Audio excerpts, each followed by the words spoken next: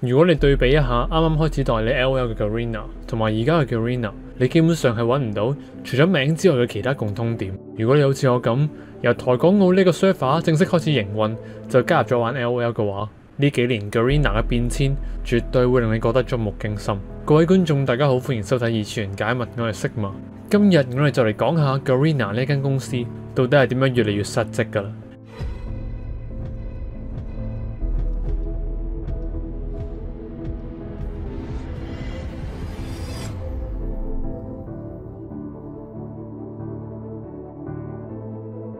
喺開始討論之前，我諗有一點係所有人都必須要同意嘅，淨係單論遊戲嘅實力同埋呢一個電子競技嘅熱潮 ，LOL 呢一款作品絕對係近幾十年嚟最優秀嘅牌之一。而更加誇張嘅係，喺啱啱開始經營台港澳賽區，需要拓展玩家嗰一個最困難嘅起步階段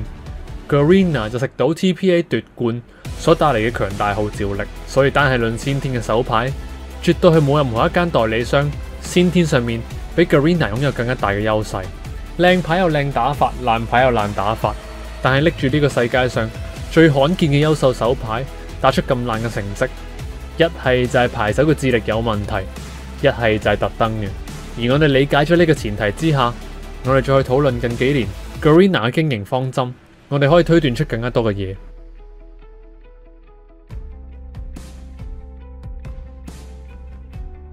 要經營一款優秀嘅線上多人連線競技遊戲，最先要滿足嘅先決條件有以下三個：第一，伺服器嘅穩定程度；第二，玩家賬號嘅安全性；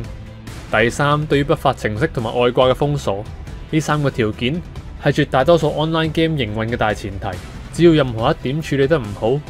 遊戲就好容易陷入困境。前幾年大熱嘅 PUBG 就係踩中第一同埋第三點。而 Apex 就係踩中咗第三點，而 Garena 經營之下嘅 LOL 就係三點全部中晒，非常之神奇。我哋先講第一點 server 嘅穩定程度。如果有玩家從2011年開始玩台服嘅話，應該會記得當年香港嘅玩家或者海外嘅玩家係經歷咗接近半年連線不穩定嘅狀況。按照 Garena 當年嘅官方新聞，當年係因為海底電纜出現一啲斷斷續續嘅故障，港澳玩家就只能夠喺拼值接近300嘅環境之下進行遊戲。不過整體嚟講，以一款經營咗接近10年嘅遊戲嚟講，我覺得 LOL 台服 server 嘅連線品質算係一個可以接受嘅範圍嚟。呢一點我諗我哋可以俾 Garena 一個合格。但係講到嚟第二點，玩家 account 嘅安全性，我就只能夠話呢間公司簡直就好似冇掩雞籠咁樣。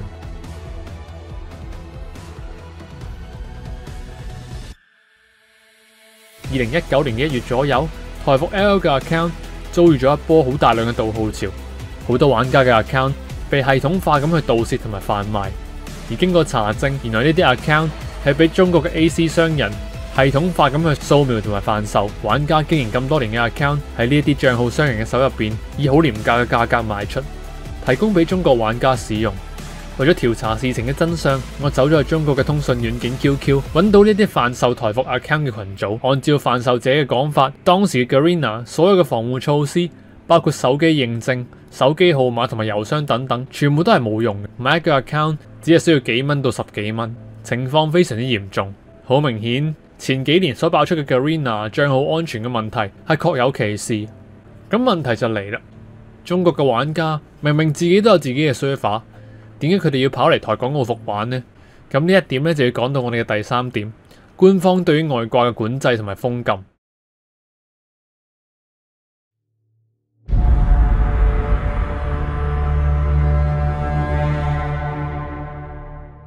參考翻 Apex 嘅外掛狀況，我哋唔難發現，免費遊戲要抗衡外掛，難度總係比較高，因為開外掛嘅成本好低，就算而家個 account 俾人封咗，只要開一個新嘅就得。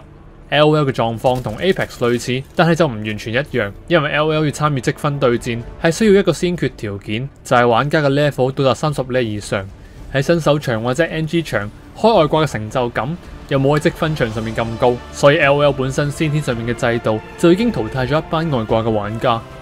咁本來應該係咁嘅，但係好無奈嘅係，由於我哋上面所提到過嘅 account 管理不嚴同埋偷賬嘅風波，喺台港澳 server 開外掛嘅成本就變得好低。即使買10幾個外掛 account 都係僅僅需要20蚊，導致積分場上面遇到外掛嘅比率變得好高。天梯嘅生態就變得相當奇怪，間接影響咗呢個遊戲嘅風氣。帳號嘅安全性同埋外掛兩點互相影響，相輔相成，為遊戲帶嚟咗傷害。而除咗上面3點嘅先決條件之外 ，Garena 作為一間跨國公司嘅商業操守，亦都相當值得斟酌。喺2018年嘅7月 ，Garena 喺菲律賓嘅 server 就曾經被爆出使用玩家嘅電腦進行挖礦嘅新聞。到底乜嘢係挖礦呢？簡單嚟講就係透過電腦嘅運算能力去解密一啲加密貨幣，而入邊最出名嘅當然就係比特幣 Bitcoin。但係利用電腦挖礦將會為電腦帶嚟負荷，長期嚟講會降低你嘅電腦效能。簡單嚟講 ，Garena 就係利用玩家嘅電腦喺 LOL 嘅程式入邊加入一啲挖礦嘅代碼。當玩家開啟 LOL 嘅時候，挖礦嘅程序就會啟動，消耗玩家嘅 PC 性能進行挖礦。而呢啲挖出嘅貨幣，你覺得會唔會落到玩家手入邊呢？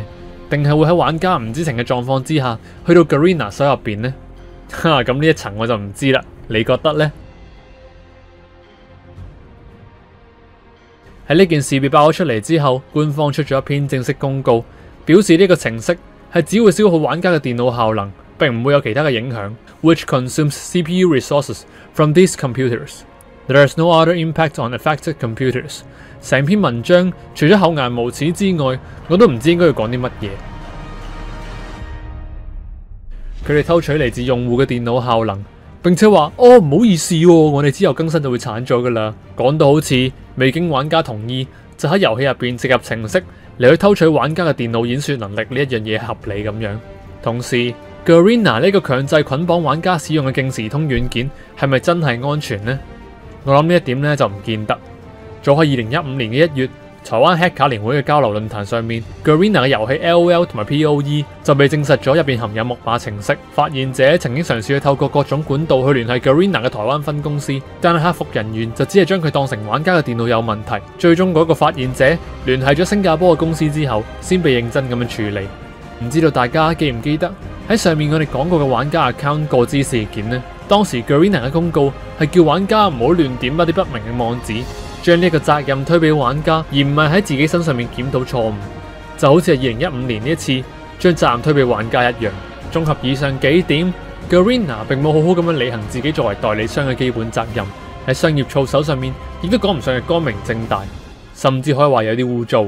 但係我哋講咗咁多 Garena 嘅惡行，我哋仲未正式開始討論佢哋喺經營遊戲上面嘅策略。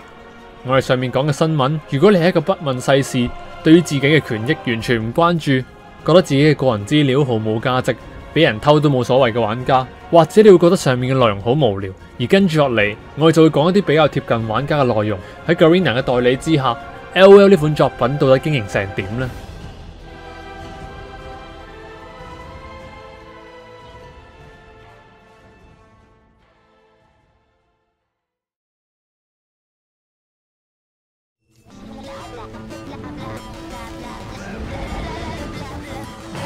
我必須要講，台廣告 server 之下嘅 LOL 經營得非常之短視，完全可以感受到一種即將結束營運而瘋狂炒短線嘅感覺。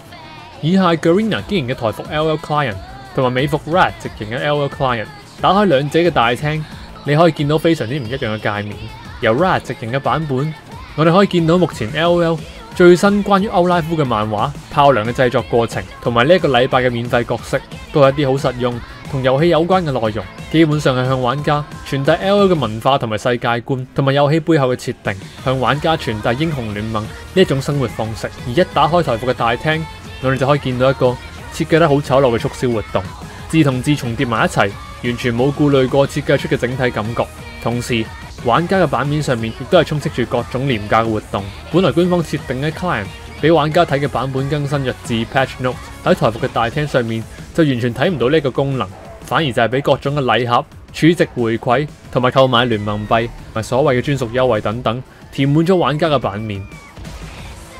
講到活動，我諗最近唔可以唔提到嘅就係 Galaxy Set 嗰個 set 造型。呢一個 skin 喺 Riot 直營之下，販售嘅價格係120 RP， 換算過嚟台廣告 server 就即係510聯盟幣。呢個 skin 嘅特效同埋音效台詞嘅設計，確實係值得呢個價格嘅。但係當我哋打算碌卡嘅時候，先會發現呢個 skin 喺台服根本就買唔到。喺台廣告 server， 就算你貨足夠嘅金，打算去買呢個 skin，都依然會發現喺我哋嘅 server 入邊呢個造型根本就買唔到，而查一查官方嘅公告，先會發現原來喺我哋嘅遊戲版本入邊，呢個 skin 只可以透過 Garena 所推出嘅特別活動隨機抽取獲得。冇錯，就係萬惡嘅轉蛋系統。有關轉蛋系統嘅評論，我一早就喺之前講述21號避難所嘅時候提過，所以喺呢度咧就唔再重複啦。有興趣睇嘅可以直接撳隔離嗰個網址過去。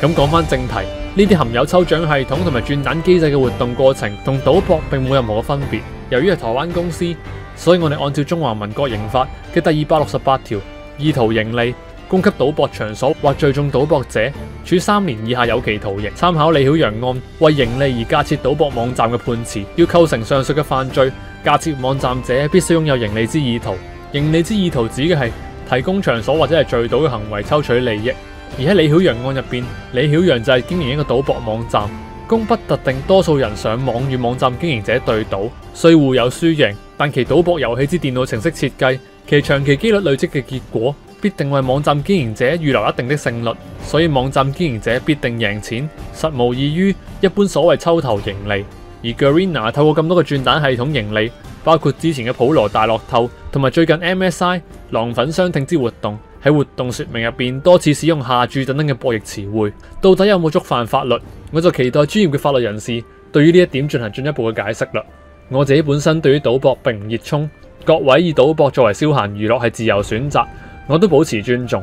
但係 Garena 作為一間遊戲公司，涉嫌對於遊戲 LL 入邊無數嘅未成年玩家瘋狂咁去灌輸賭博嘅概念，同埋鼓勵未成年者參與賭博嘅行為，我認為係並不可取。電競遊戲嘅參與者年齡層普遍相比傳統運動嘅參與者年齡低，向呢一班未成年者灌輸賭博同埋轉蛋嘅概念係好唔可取。我喺度再重申一次，我嘅立場係賭博係自由選擇，但係向大量嘅未成年者灌輸賭博嘅概念，就好似係馬會唔設年齡限制咁樣，係一個好愚蠢嘅決定嚟。喺2018年，比利時博弈委員會就曾經判定 CSGO、FIFA 18、Overwatch 等等嘅遊戲入邊嘅轉蛋系統同埋寶箱機制係屬於賭博行為，必須要喺遊戲入邊進行移除。轉蛋系統不含賭博元素，但係就唔受賭博嘅法律監管，同時亦都唔需要喺營收入邊繳納有關嘅稅項，係一個遊走於灰色地帶嘅行為。希望未來會有更加多嘅法律監管呢一啲影響未成年人賭博概念嘅系統。宏觀嚟講，將原廠設定原本係一手交錢一手交貨嘅造型，透過轉蛋機制嚟去販賣，呢一點好明顯就係試圖喺最大程度上面喺玩家身上面爭壓出油水。我認為係 Garena 試圖喺 LL 代理權結束之前，最大程度咁樣喺呢個 IP 入邊賺取最多利潤嘅方式嚟。而 Garena 呢個經營方針嘅趨勢，其實我哋好早就已經見得到。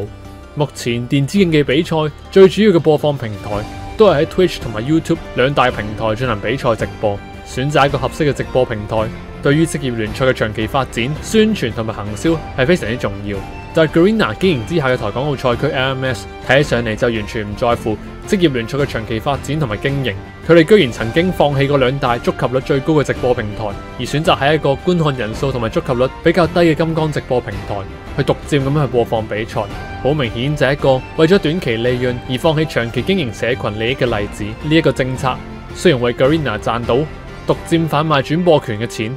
但係實際上就係犧牲咗成個職業聯賽入邊所有戰隊、選手同埋投資者嘅價值嚟。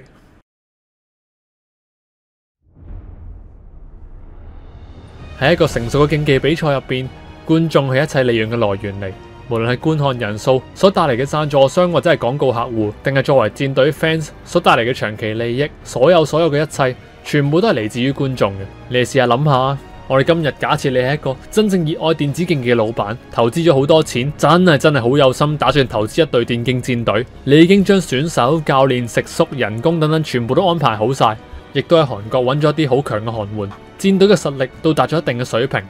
打算喺新嘅賽季大展拳腳，透過比賽嘅表現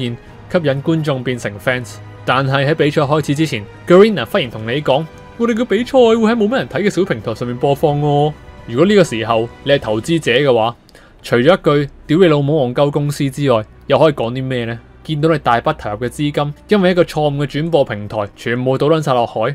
你會唔會覺得好撚撲街？會唔會降低你出年繼續投資嘅意願呢？一個經營咗咁多年嘅 LMS 就人才外流、選手待遇差，你認為真係戰隊喺世界賽打唔出成績咁簡單？各位覺得 Garena 喺入邊又有冇責任呢？不過呢一個又係下一個主題啦。下一集我會再同大家詳細講下點解全世界嘅電競市場同埋賽區都不停進步緊嘅時候 ，LMS 反而爆出咗一系列嘅醜聞。我認為喺呢個過程入邊 Garena 係擁有一個推脫唔到嘅責任嘅。目前嘅 Garena 經營方針，我會用8個字嚟形容：能撈就撈，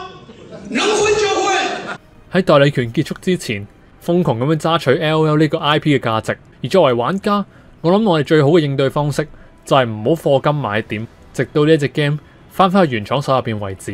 LOL 係遊戲史上面數一數二嘅優秀手牌嚟，而喺 Season 2贏過世界冠軍嘅 LMS， 亦都喺咁多嘅賽區入邊最有希望經營得好嘅賽區嚟。天時同埋地利兩者都有，但係就打出咗各大賽區入邊接近墊底嘅成績。我懷疑 Garena 有可能係特登嘅。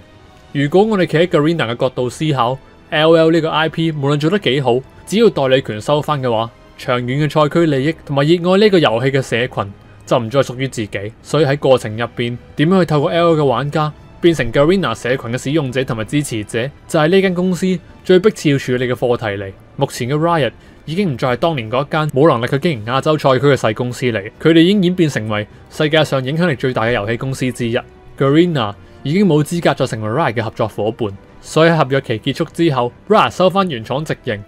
基本上係勢在必得。而如果以呢一點作為大前提，我哋喺 Garena 嘅角度思考，透過合約時間剩翻唔多嘅代理 IP 嚟去賺取利潤，並且以呢啲利潤投資落自己嘅遊戲品牌，例如《傳說對決》等等嘅手遊，先至係最理智嘅經營方式嚟。如果考50分會俾原廠收翻，而考100分都係俾原廠收翻嘅話，咁你仲會唔會有動力去努力考一個好嘅成績呢？更何況喺合約結束之後，根本就冇人會記得 Garena 長期經營嘅一切都只會為人作假。喺呢個背景之下，你又會點揀呢？所以 Garena 嘅行為，我覺得係合理嘅。對於 Garena 嘅選擇，我理解，但係作為玩家，我並唔認同。即使我企喺對方嘅角度，有可能會做出一個一模一樣嘅選擇，